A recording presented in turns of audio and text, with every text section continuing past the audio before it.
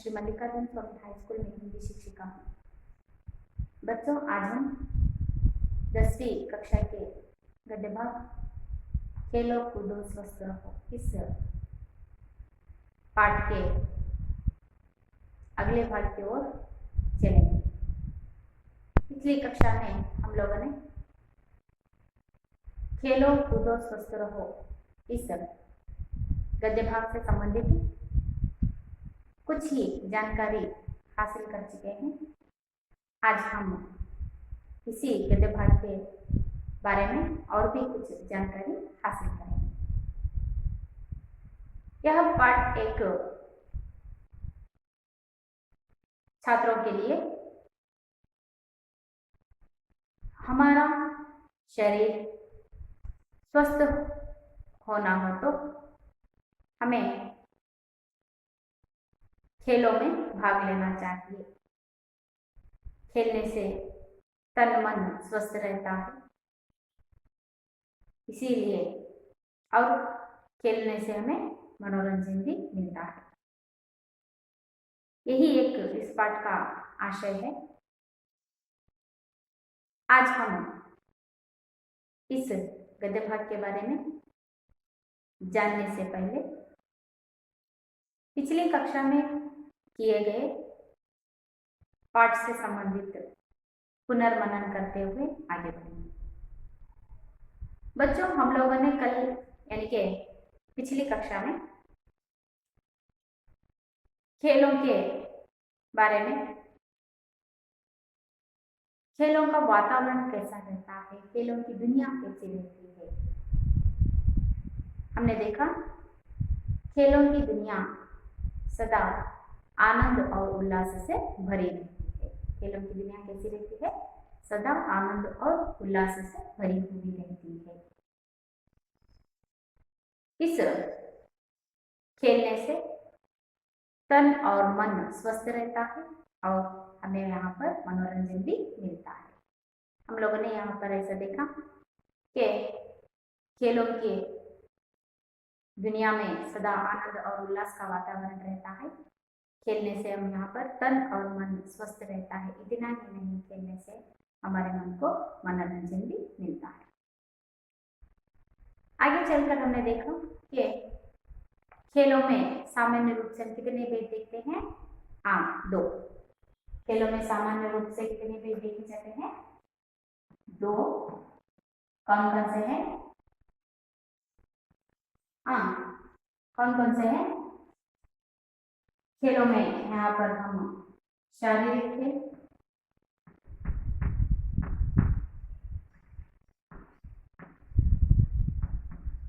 और मानसिक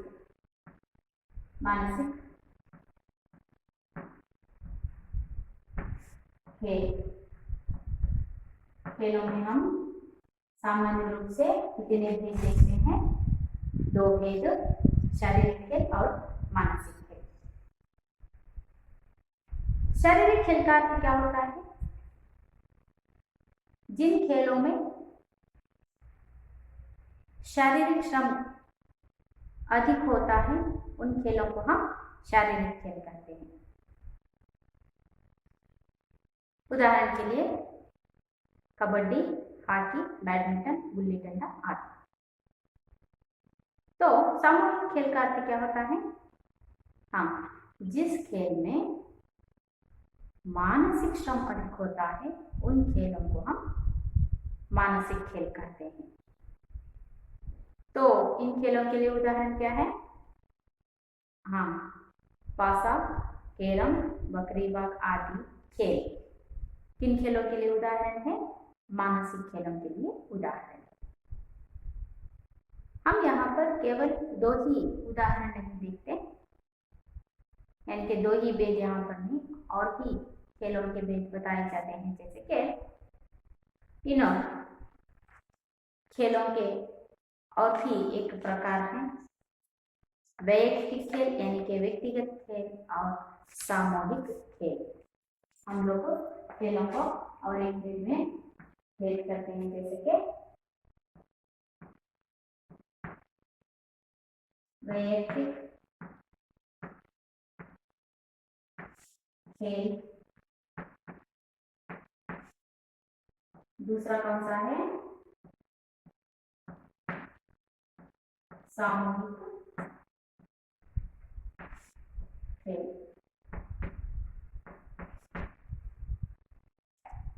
सामान्य रूप से दो भेद देखे जाते हैं, शारीरिक खेल और मानसिक खेल। इसके अलावा खेलों के और भी दो भेद बताए जाते हैं, जैसे कि वैयक्तिक खेल यानी कि व्यक्तिगत खेल और सामूहिक खेल। व्यक्तिगत खेल का अर्थ होता है एक व्यक्ति प्रतियोगिता के रूप में भाग लेना, जैसे कि उदाहरण के लिए तैरना, दौड़ना, तीर चलाना, छलांग मारना, नाव, शूटिंग आदि खेलों में जो भाग लेते हैं उन खेलों को हम व्यक्तिगत यानी कि वैयक्तिक खेल कहते हैं। ऐसे ही समूह में भाग लेने वाले खेलों को, समूह के रूप में खेलने वाले खेलों को हम यहाँ पर सामूहिक खेल कहते हैं। उदाहरण के लिए क्रिकेट, बैडमिंटन, गुल्ली डंडा आदि। इतना ही नहीं, खेलों के और दो भेद बताए जाते हैं, जैसे कि मैदानी खेल और घरेलू खेल। खेलों में और भी भेद बताए जाते हैं, जैसे कि मैदानी खेल और घरेलू खेल। यहाँ पर अंग्रेजी में हम कहते हैं आउटडोर गेम्स और घरेलू खेल को इंडोर गेम्स कहते हैं। मैदानी खेल और घरेलू खेल यानी कि आउटडोर गेम्स, इंडोर गेम्स। तो आउटडोर गेम्स का अर्थ होता है यानी कि मैदानी खेल के उदाहरण होते हैं हॉकी, क्रिकेट, कबड्डी, वॉलीबॉल मैदानी खेल है। तो घरेलू खेल होते हैं यानी कि इंडोर गेम्स होते हैं कि शतरंज, कैरम, पासा जैसे खेलों को हम इंडोर गेम्स कहते हैं। आजकल हमारे देश में हॉकी, क्रिकेट, बैडमिंटन, शतरंज, कुश्ती आदि खेल काफी लोकप्रिय हो रहे हैं। किसे खेल पसंद नहीं आता? आजकल हम जहां पर भी देखें खेलों में इतने मग्न हुए रहते हैं कि हम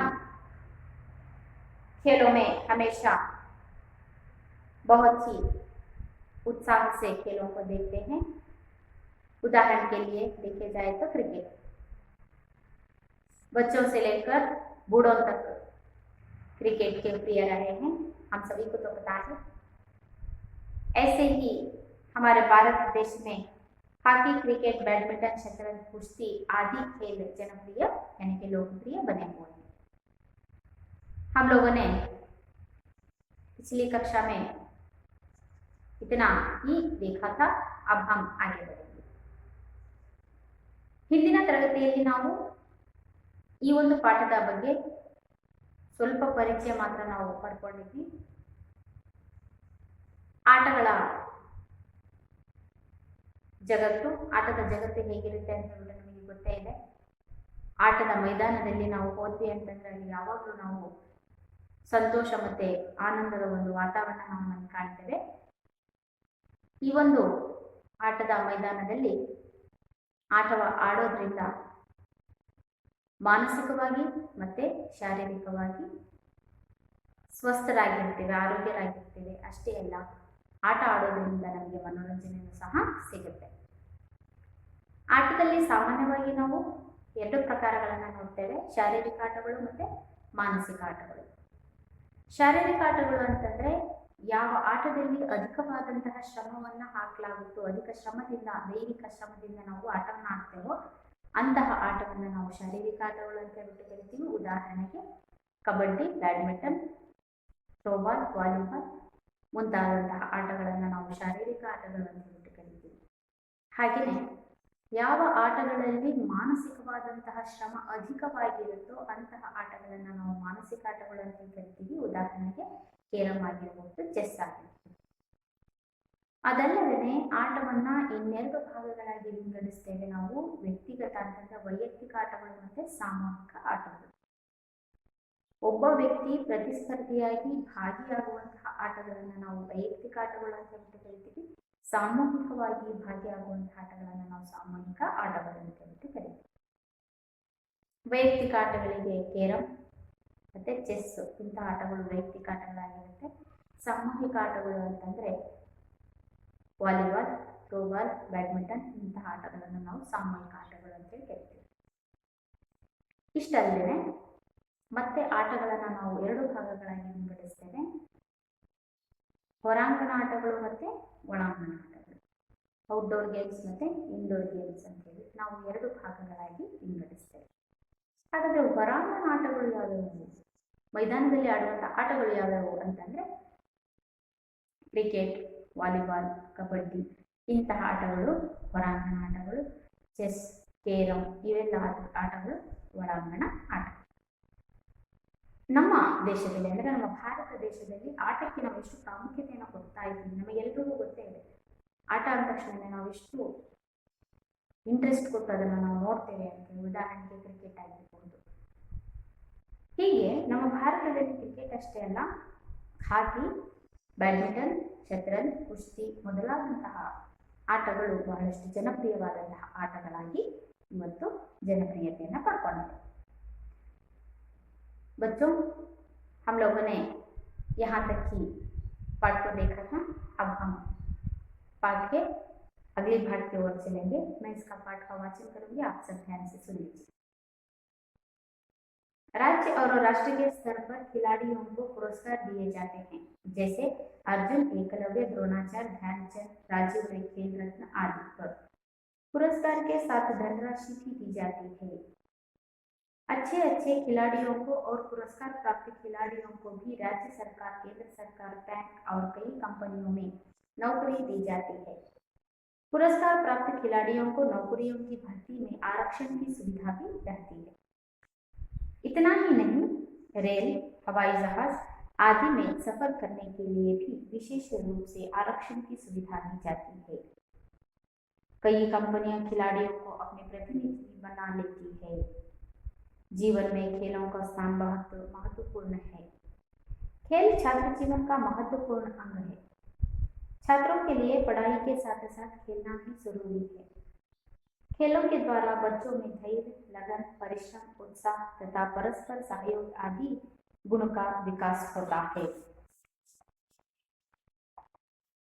जहाँ विद्यालय में छात्र शिक्षा द्वारा अनेक विषयों का ज्ञान प्राप्त करते हैं, वहीं खेलों द्वारा जीवन का अनुभव प्राप्त करते हैं. नेहरू जी के अनुसार खेलों को खेलने की भावना से ही खेलना चाहिए.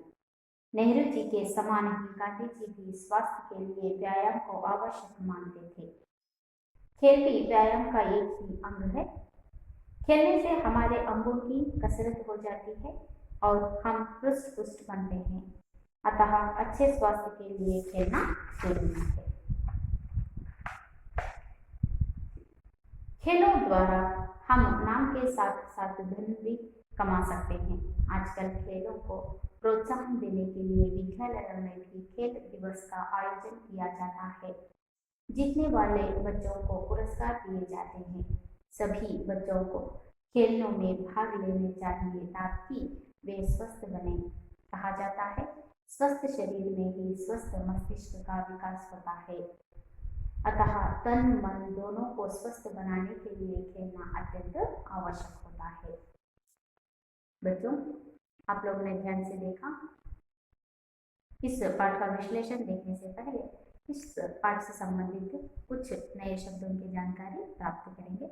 हम लोगों ने पिछली कक्षा में कुछ ही शब्दों के अर्थों को जाना था, कुछ ही शब्दों के अर्थों के बारे में जानकारी हासिल किए थे.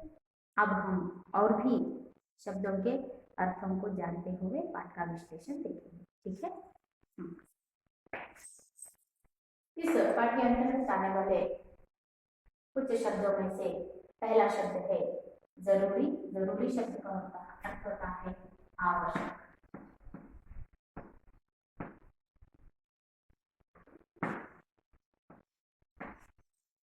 अगला शब्द है शीतल। शीतल यानी ठंडा, शीतल यानी ठंडा। समीर शब्द का अर्थ होता है हवा। विकास शब्द का अर्थ होता है प्रगति। अगला शब्द है चोट। चोट शब्द का अर्थ होता है घाव। हिस्सा शब्द का अर्थ है भाग। हिस्सा शब्द का अर्थ क्या है? भाग। कसरत शब्द का अर्थ है व्यायाम।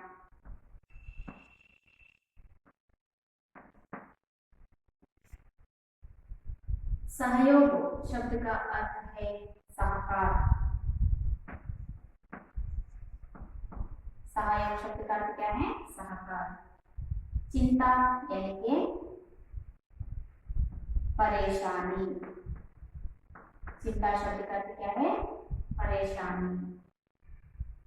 खाली शब्द का अर्थ है रिक्त। खाली शब्द का अर्थ क्या है? रिक्त। अगला शब्द है आरक्षण एंड रिजर्वेशन अथवा मीसलेनियस। बच्चों, हम लोगों ने यहाँ पर कुछ ही शब्दों के अर्थों को जाना है। उनमें से पहला शब्द है जरूरी। जरूरी शब्द का अर्थ होता है आवश्यक। अगला शब्द है शीतल। शीतल शब्द का अर्थ है ठंडा। अगला शब्द कौन सा है? समीर। समीर यानी हवा। समीर शब्द का अर्थ क्या होता है? हवा। विकास शब्द का अर्थ होता है प्रगति। विकास शब्द का अर्थ क्या है? प्रगति। चोट शब्द का अर्थ है घाव। अगला शब्द है हिस्सा। हिस्सा यानी भाग। कसरत शब्द का अर्थ होता है व्यायाम। सहयोग शब्द का अर्थ है सहकार। चिंता शब्द का अर्थ है परेशानी। खाली शब्द का अर्थ है रिक्त। बच्चों, हम लोगों ने यहाँ पर कुछ ही शब्दों के अर्थों को जाना है। पाठ का विश्लेषण करते समय हम और भी शब्दों के अर्थों को जानते हुए पाठ का विश्लेषण देखेंगे। अब हम पाठ की ओर चलेंगे। राज्य और राष्ट्र के स्तर पर खिलाड़ियों को पुरस्कार दिए जाते हैं।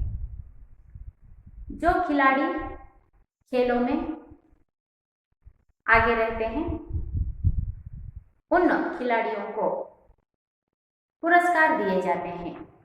खेलों में उत्तम रीति से यानी कि खिलाड़ियों को पुरस्कार दिए जाते हैं। तो खेलने वाले उत्तम रीति से खेलने वाले खिलाड़ियों को दिए जाने वाले पुरस्कार होते हैं अर्जुन, एकलव्य, द्रोणाचार्य, ध्यानचंद, राजीव खेल रत्न आदि पुरस्कार दिए जाते हैं। तो खिलाड़ियों को दिए जाने वाले पुरस्कार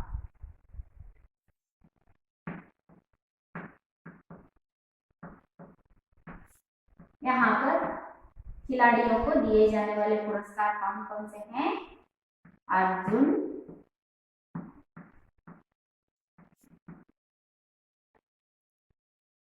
एकलव्य,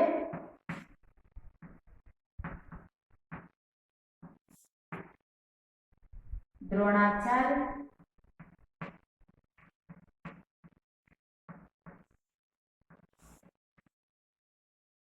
ध्यानचंद, कौन सा है? ध्यानचंद,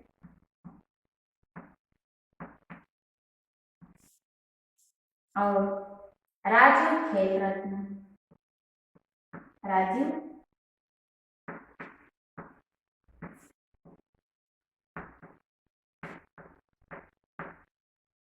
खेल रत्न जैसे पुरस्कार दिए जाते हैं। खेलों में उत्तम रीति से खेलने वाले खिलाड़ियों को अर्जुन, एकलव्य, द्रोणाचार्य, ध्यानचंद, राजीव खेल रत्न जैसे पुरस्कार दिए जाते हैं। पुरस्कार के साथ साथ धनराशि भी दी जाती है।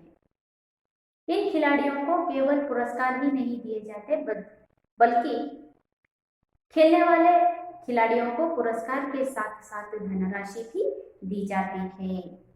इतना ही नहीं, अच्छे खिलाड़ियों को और पुरस्कार प्राप्त खिलाड़ियों को भी राज्य सरकार, केंद्र सरकार, बैंक और कई कंपनियों में नौकरी दी जाती है। देखिए, आप लोगों को लगा होगा खेलने से केवल स्वास्थ्य ही अच्छा नहीं रहता, बल्कि खेलने से हमें बहुत से उपयोग हैं। यहाँ पर देखिए, खेलों में जो भी उत्तम तरीके से खेलता है उन खिलाड़ियों को पुरस्कार दिए जाते हैं, धनराशि भी दी जाती है। धनराशि के साथ साथ अच्छे खिलाड़ियों को और पुरस्कृत खिलाड़ियों को राज्य सरकार, केंद्र सरकार, बैंक और बहुत बड़ी बड़ी कंपनियों में इन्हें नौकरी भी दी जाती है। और इतना ही नहीं, नौकरियों की भर्ती में आरक्षण की सुविधा भी रहती है। यानी कि आरक्षण यानी रिजर्वेशन, ಮೀಸಲಿಡುವುದು। ಯಾವ ಕ್ರೀಡಾಪಟುಗಳು ಉತ್ತಮ ರೀತಿಯಲ್ಲಿ ಪ್ರದರ್ಶನವನ್ನು ನೀಡುತ್ತಾರೋ ಅಥವಾ ಪುರಸ್ಕೃತವಾದಂತಹ ಏನು ಆಟಗಾರರು ಇರ್ತಾರಲ್ಲ ಅಂಥವರನ್ನ ಉದ್ಯೋಗದಲ್ಲಿ ಅವರಿಗೆ ಮೀಸಲಿರುತ್ತೆ ಅಂತಂದ್ರೆ ರಿಸರ್ವೇಶನ್ ಅಂತ ಹೇಳಿ ನಾವು ಹೇಳ್ತೀವಿ। ಹಾಗೆ ಈ ಒಂದು ಉದ್ಯೋಗದಲ್ಲಿ ಅವರಿಗೆ ಏನಾಗಿರುತ್ತೆ, रिजर्वेशन इರುತ್ತೆ, ಅವರಿಗೆ ಮೀಸಲಿಡಲಾಗುತ್ತೆ। और इतना ही नहीं, रेल, हवाई जहाज आदि में सफर करने के लिए भी विशेष रूप से आरक्षण की सुविधा दी जाती है। इतना ही नहीं, रेल या हवाई जहाज में वे सफर कर रहे हैं तो उन्हें आरक्षण की सुविधा भी दी जाती है। कई कंपनियां खिलाड़ियों को अपने प्रतिनिधि बना लेती हैं। बहुत से बड़े बड़े कंपनियां क्या करते हैं कि खिलाड़ियों को अपनी प्रतिनिधि के रूप में खिलाड़ियों का इस्तेमाल करते हैं। देखिए, खेलने से कितनी सुविधाएं मिलती है कि हमें वहाँ पर पुरस्कार मिलता है। पुरस्कार के साथ साथ हमें यहाँ पर खेलने वाले अच्छे खिलाड़ियों को पुरस्कार के साथ साथ धनराशि भी दी जाती है। और पुरस्कृत खिलाड़ियों को, अच्छे खिलाड़ियों को राज्य सरकार, केंद्र सरकार, बैंक और बड़े बड़े कंपनियों में उन्हें नौकरी भी दी जाती है। नौकरी की सुविधा में उन्हें आरक्षण की यानी कि रिजर्वेशन भी रहता है। इतना ही नहीं, हवाई जहाज या रेल में सफर करते हैं तो उन्हें विशेष रूप से सुविधा भी यानी कि आरक्षण की सुविधा भी रहती है। और बड़े बड़े कंपनियों में इन्हें प्रतिनिधि के रूप में लिया जाता है। ಆಟ ಆಡೋದ್ರಿಂದ ನಮಗೆ ಏನು ಉಪಯೋಗ ಇದೆ? ಕೇವಲ ಆರೋಗ್ಯ ಅಷ್ಟೇ ಚೆನ್ನಾಗಿರುತ್ತಾ? ಇಲ್ಲ, ನಮ್ಮ ಆರೋಗ್ಯನೂ ಚೆನ್ನಾಗಿರುತ್ತೆ, ಅದರ ಜೊತೆಯಲ್ಲಿ ಆ ಒಂದು ಆಟದಲ್ಲಿ ನಾವು ಉತ್ತಮ ರೀತಿಯಾಗಿ ಪ್ರದರ್ಶನವನ್ನು ಮಾಡಿದ್ವಿ ಅಂತಂದರೆ ಅಲ್ಲಿ ನಮಗೇನಾಗುತ್ತೆ, ಪುರಸ್ಕಾರವನ್ನು ಕೊಡ್ತಾರೆ, ಪುರಸ್ಕಾರದ ಜೊತೆಯಲ್ಲಿ ನಮಗೆ ಧನರಾಶಿಯನ್ನು ಸಹ ಕೊಡ್ತಾರೆ। ಹಾಗೆ ಪುರಸ್ಕೃತ ಆಟಗಾರರಿಗೆ ಏನು ಮಾಡ್ತಾರೆ, ರಾಜ್ಯ ಸರ್ಕಾರದಲ್ಲಿ, ಕೇಂದ್ರ ಸರ್ಕಾರದಲ್ಲಿ, ಬ್ಯಾಂಕುಗಳಲ್ಲಿ ಮತ್ತು ದೊಡ್ಡ ದೊಡ್ಡ ಕಂಪನಿಗಳಲ್ಲಿ ಉದ್ಯೋಗದ ಅವಕಾಶವನ್ನು ಕೊಡಲಾಗುತ್ತೆ। ಆ ಉದ್ಯೋಗವನ್ನು ಭರ್ತಿ ಮಾಡಿಕೊಳ್ಳುವಂತಹ ಸಂದರ್ಭದಲ್ಲಿ ಅವರಿಗೆ ವಿಶೇಷವಾದಂತಹ ರಿಸರ್ವೇಶನ್ ಅನ್ನು ಇಡಲಾಗುತ್ತೆ। ಅದಲ್ಲದೆ ರೈಲಿನಲ್ಲಿ, ವಿಮಾನಗಳಲ್ಲಿ ಅವರು ಪ್ರಯಾಣವನ್ನು ಮಾಡ್ತಾ ಇದ್ದಾರೆ ಅಂತಂದ್ರೆ ಅಂತಹ ಸಂದರ್ಭದಲ್ಲಿ ಅವರಿಗೆ ವಿಶೇಷವಾದಂತಹ ರಿಸರ್ವೇಶನ್ ಸಹ ಇರುತ್ತೆ। ಅದಲ್ಲದೆ ದೊಡ್ಡ ದೊಡ್ಡ ಕಂಪನಿಗಳಲ್ಲಿ ಅವರಿಗೆ प्रतिनिधिಗಳ ರೂಪದಲ್ಲಿ ಅವರಿಗೆ ತೆಗೆದುಕೊಳ್ಳಲಾಗುತ್ತೆ। देखिए, खेलने से हमें इतनी सुविधाएं हमें वहां पर मिलती हैं। जीवन में खेलों का स्थान बहुत महत्वपूर्ण है। हमारे जीवन में हमने जैसे कि बताया, खेलने से हमारा शरीर स्वस्थ रहता है, इसीलिए खेलने से खेल हमारे जीवन का एक महत्वपूर्ण अंग बन गया है। हमारे जीवन में उसका महत्वपूर्ण स्थान है। खेल छात्र जीवन का महत्वपूर्ण अंग है। विशेष रूप से छात्र जीवन में खेल महत्वपूर्ण स्थान रखता है, क्यों छात्र जीवन में खेल एक महत्वपूर्ण स्थान रखता है? क्योंकि छात्रों के लिए पढ़ाई के साथ साथ खेलना भी जरूरी है। खेलों द्वारा बच्चों में धैर्य, लगन, परिश्रम, उत्साह तथा परस्पर सहयोग आदि गुणों का विकास होता है। यहाँ पर छात्र जीवन के बारे में बताया जाए तो छात्र जीवन में खेलों का स्थान महत्वपूर्ण है। हर एक छात्र अपनी पढ़ाई के साथ साथ खेलना भी बहुत ही जरूरी है।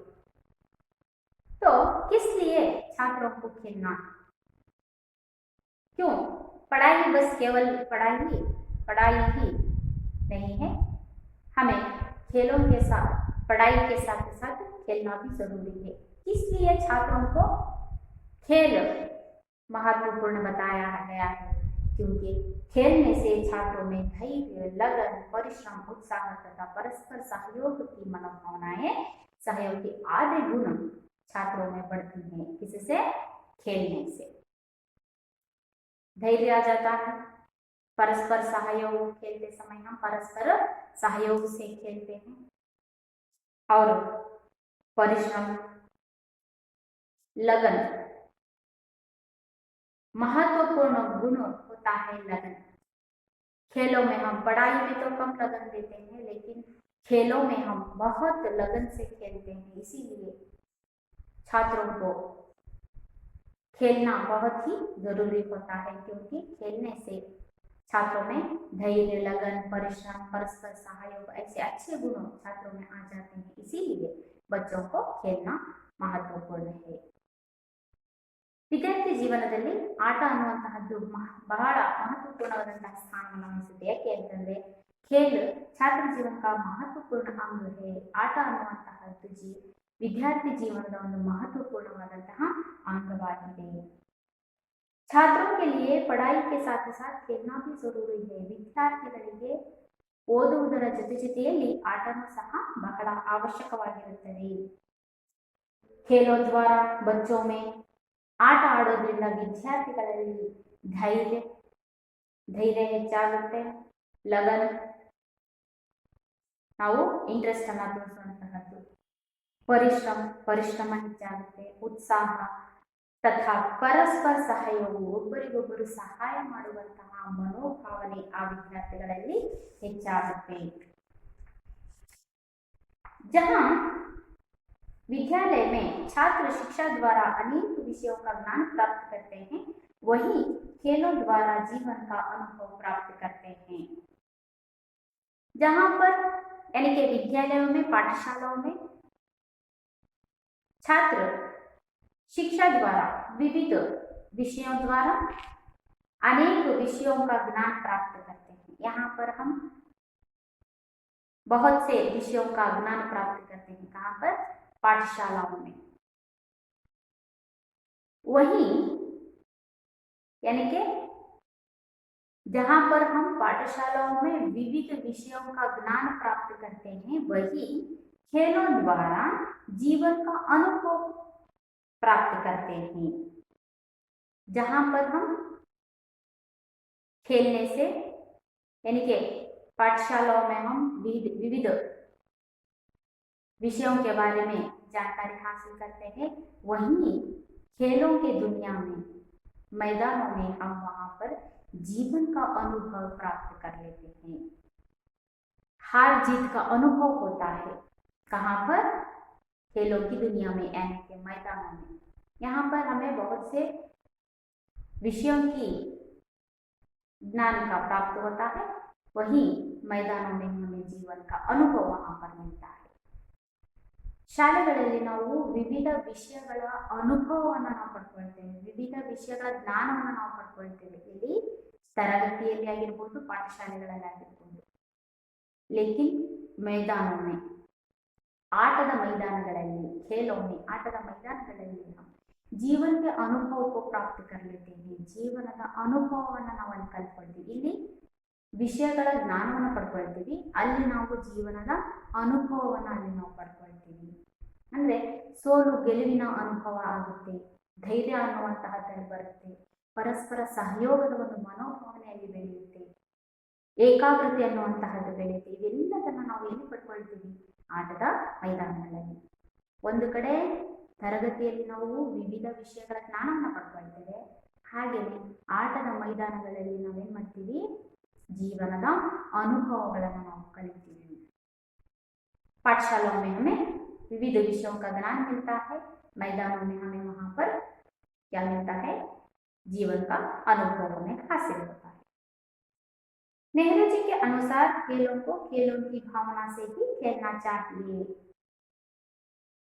यही यहाँ पर नेहरू जी कहते हैं कि खेलों को खेलने की भावना से ही खेलना चाहिए बहुत से खेलों में हम देखते हैं कि वैयक्तिक रूप से बहुत ही खेल यहाँ पर खेले जाते हैं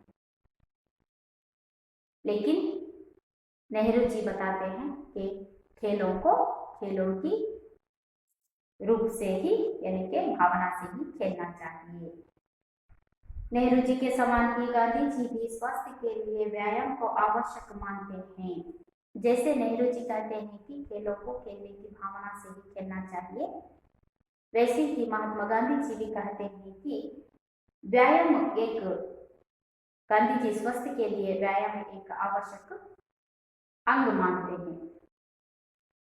हम लोग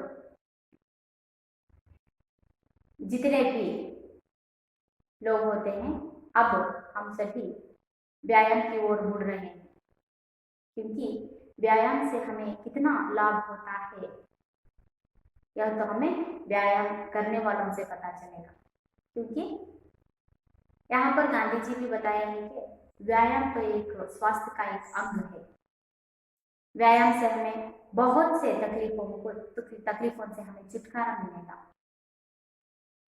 इसीलिए गांधी जी बताते हैं कि स्वास्थ्य के लिए व्यायाम भी एक प्रमुख अंग है नेहरू ಅವರು ಹೇಳ್ತಾರೆ ಏನಪ್ಪಾ ಅಂತಂದ್ರೆ ಖೇಲೋಂಕೋ ಖೇಲೋಂ ಕಿ ಭಾವನಾ ಸೆ ಹಿ ಖೇಲ್ನಾ ಚಾಹಿಯೆ ಆಟವನ್ನ ಆಟದ ಒಂದು ಭಾವನೆಯಿಂದಲೇ ಆಡಬೇಕು ನಾವು ಇಲ್ಲಿ ನೋಡ್ತೇವೆ ಬಹಳಷ್ಟು ಆಟಗಳಲ್ಲಿ ನಾವು ನೋಡ್ತೇವೆ ವೈಯಕ್ತಿಕವಾಗಿ ನಾವು ಬಹಳಷ್ಟು ಆಟಗಳಲ್ಲಿ ಬದಲಾವಣೆಯನ್ನು ನಾವು ಕಾಣ್ತೇವೆ ಹಾಗಾಗಿ ನೆಹರೂಜಿ ಅವರು ಹೇಳ್ತಾರೆ ಆಟಗಳನ್ನ ಆಟದ ಭಾವನೆಯಿಂದಲೇ ಆಡಬೇಕು ಇದಕ್ಕೆ ಸರಿಸಮವಾಗಿ ಗಾಂಧೀಜಿಯವರು ಹೇಳ್ತಾರೆ ಏನಪ್ಪಾ ಅಂತಂದ್ರೆ ಸ್ವಸ್ಥಕ್ಕೆ ಅಂತಂದ್ರೆ ನಮ್ಮ ಆರೋಗ್ಯಕ್ಕೆ ವ್ಯಾಯಾಮ ಅನ್ನುವಂತಹದ್ದು ಒಂದು ಮಹತ್ವಪೂರ್ಣವಾದಂತಹ ಅಂಗವಾಗಿದೆ ನಾವೆಲ್ಲ ನೋಡ್ತೀವಿ ಇವತ್ತು ವ್ಯಾಯಾಮದಿಂದ ನಮಗೆ ಏನೆಲ್ಲ ಉಪಯೋಗ ಇದೆ ಎಂತಹ ಸಮಸ್ಯೆಗಳಾದ್ರೂ ಸಹ ವ್ಯಾಯಾಮದ ಮೂಲಕ ನಾವು ಶಾರೀರಿಕವಾದಂತಹ ಸಮಸ್ಯೆಗಳನ್ನ ಬಗೆಹರಿಸ್ಕೊಳ್ಬಹುದು ಅಂತ ಹೇಳ್ಬಿಟ್ಟು ನಾವು ಇವೆಲ್ಲ ಸಾಮಾನ್ಯವಾಗಿ ಎಲ್ಲ ಕಡೆನೂ ನಾವು ನೋಡ್ತಾ ಇದ್ದೀವಿ ಇದನ್ನ ಗಾಂಧೀಜಿಯವರು ಅವಾಗಲೇ ಹೇಳಿದ್ರು ಏನಂತಂದ್ರೆ स्वास्थ्य का एक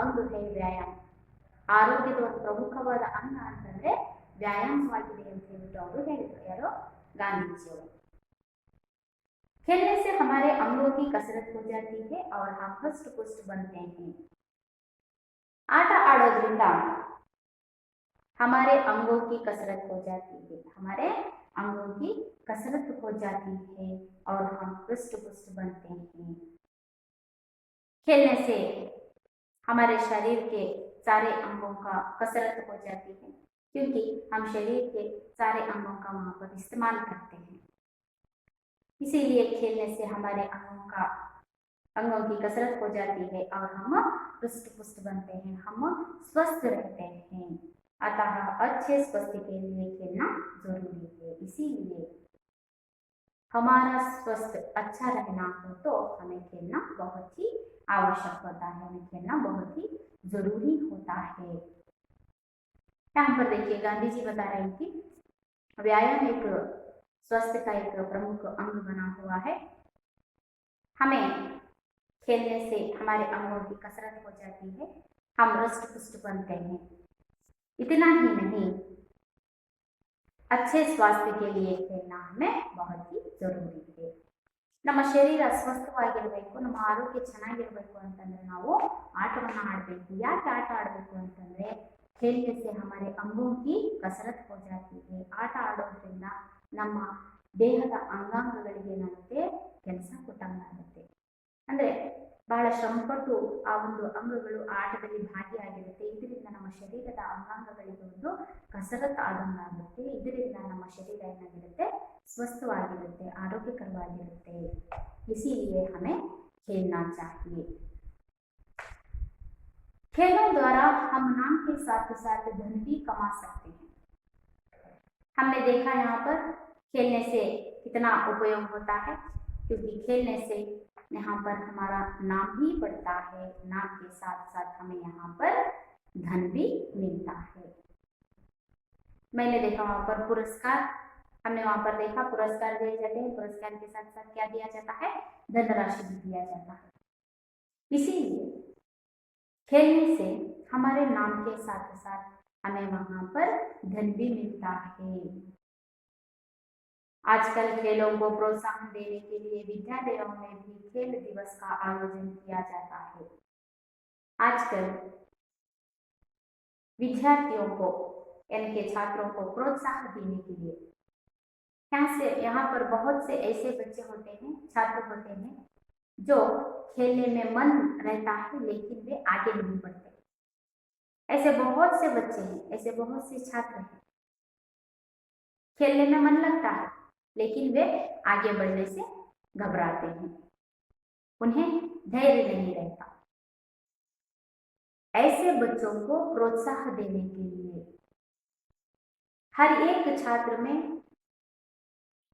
कोई ना कोई गुण तो, अच्छे गुण तो रहते ही हैं. ऐसे ही उन छात्रों को प्रोत्साहन देने के लिए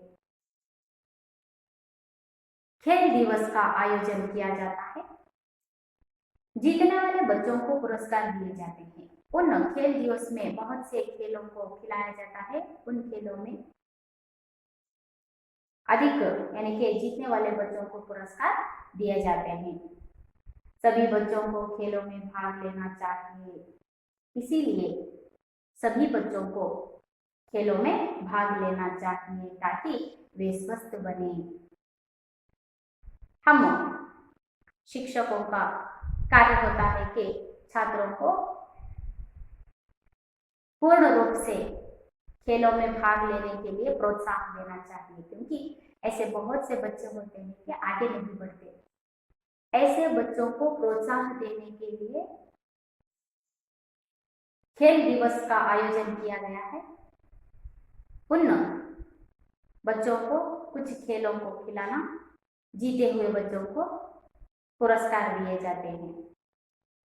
सभी बच्चों को खेलों में भाग लेना चाहिए ताकि वे स्वस्थ रहें. कहा जाता है कि स्वस्थ शरीर में ही स्वस्थ मस्तिष्क का निवास होता है. इसीलिए कहा जाता है कि स्वस्थ शरीर में स्वस्थ मस्तिष्क का निवास होता है. जिसका शरीर स्वस्थ रहता है उसका मस्तिष्क भी स्वस्थ ही रहता है. इसीलिए हमारा शरीर जहाँ तक स्वस्थ रहेगा वहाँ तक हमारा मस्तिष्क भी स्वस्थ ही रहेगा. तो हमारा शरीर स्वस्थ रहने के लिए हमें क्या करना चाहिए, खेलना चाहिए. कोई ना कोई खेलों में हमें भाग लेना चाहिए. विद्यार्थियों को जो खेल खेलते हैं उन छात्रों का शरीर स्वस्थ रहता है. A sound mind in a sound body. जिसका शरीर स्वस्थ रहता है उसका मस्तिष्क भी स्वस्थ ही रहता है. खेलों द्वारा हम नाम के साथ साथ धन भी कमा सकते हैं. ಆಟ ಆಡೋದ್ರಿಂದ ನಮಗೆ ಹೆಸರು ಸಹ ಸಿಗುತ್ತೆ, ಅದರ ಜೊತೆಯಲ್ಲಿ ನಮಗೆ ಹಣನೂ ಸಹ ಸಿಗುತ್ತೆ. आजकल खेलों को प्रोत्साहन देने के लिए विद्यालय में भी खेल दिवस का आयोजन किया जाता है. ಇವತ್ತು ವಿದ್ಯಾರ್ಥಿಗಳಿಗೆ ಪ್ರೋತ್ಸಾಹವನ್ನು ಕೊಡೋದಕ್ಕೋಸ್ಕರ ಖೇಲ್ ದಿವಸ್ ಅನ್ನುವಂತಹದ್ದನ್ನು ಆಯೋಜನೆ ಮಾಡಲಾಗ್ತಾ ಇದೆ. ಅಲ್ಲಿ ಕೆಲವು ವಿದ್ಯಾರ್ಥಿಗಳಿಗೆ ಆಟವನ್ನು ಆಡಿಸಲಾಗುತ್ತೆ. ಆ ಒಂದು ಆಟಗಳಲ್ಲಿ ವಿಜೇತರಾದಂತಹ ವಿದ್ಯಾರ್ಥಿಗಳಿಗೆ ಪ್ರೋತ್ಸಾಹದ ರೂಪದಲ್ಲಿ ಅವರಿಗೆ ಸರ್ಟಿಫಿकेट्सಗಳನ್ನು ಕೊಡಲಾಗುತ್ತೆ. इसीलिए सभी बच्चों को खेल में भागी होना चाहिए. ಎಲ್ಲ ವಿದ್ಯಾರ್ಥಿಗಳಿಗೂ ಸಹ ಹೇಳೋದೇನಪ್ಪ ಅಂತಂದ್ರೆ ಅವರು ಆಟಗಳಲ್ಲಿ ಭಾಗಿಯಾಗಬೇಕು. ಯಾಕೆ ಆಟಗಳಲ್ಲಿ ಭಾಗಿಯಾಗಬೇಕು ಅಂತಂದ್ರೆ ಶರೀರ ಸ್ವಸ್ಥ रहता है ಅವರ ಶರೀರ ಏನಾಗಿರುತ್ತೆ ಸ್ವಸ್ಥವಾಗಿರುತ್ತೆ ಆರೋಗ್ಯಕರವಾಗಿರುತ್ತೆ इसीलिए कहा जाता है ಆದ್ದರಿಂದ ಹೇಳಾಗುತ್ತೆ ಏನು ಸ್ವಸ್ಥ ಶರೀರನೇ ಸ್ವಸ್ಥವಾದಂತಹ ಶರೀರದಲ್ಲಿ ಸ್ವಸ್ಥ ಮಸ್ತಿಷ್ಕ का निवास होता है ಸ್ವಸ್ಥವಾದಂತಹ ಶರೀರದಲ್ಲಿ ಸ್ವಸ್ಥವಾದಂತಹ ಮನಸ್ಸು ಇರುತ್ತೆ ಅನ್ನುವಂಥದ್ದನ್ನು अतः तन मन दोनों को स्वस्थ बनाने के लिए खेलना अत्यंत आवश्यक है इसीलिए आದ್ದರಿಂದಾಗಿ ನಮ್ಮ ದೈಹಿಕ ಮತ್ತು ಮಾನಸಿಕ ಎರಡೂ ರೂಪದಲ್ಲಿ ನಾನು ಸ್ವಸ್ಥವಾಗಿರಬೇಕು ಅಂತಂದ್ರೆ ನಾವೇನು ಮಾಡಬೇಕು ಆಟವನ್ನು ಆಡಬೇಕು हमारा तन और मन दोनों स्वस्थ होना हो तो हमें क्या करना चाहिए खेलों में भाग लेना चाहिए बच्चों पाठ समझ में आ गया है ना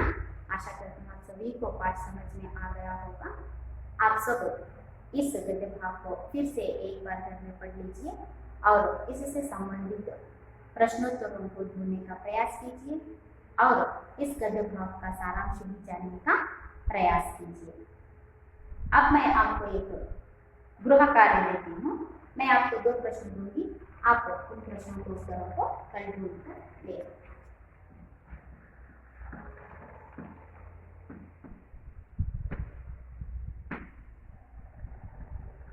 खेलों के प्रकार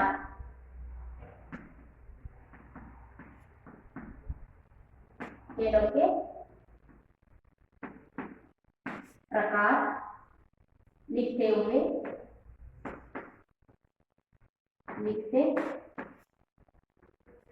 हुए कुछ उदाहरण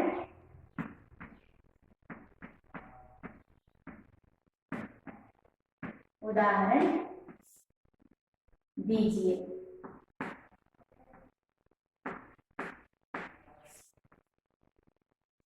अगला प्रश्न है खेलों से क्या लाभ है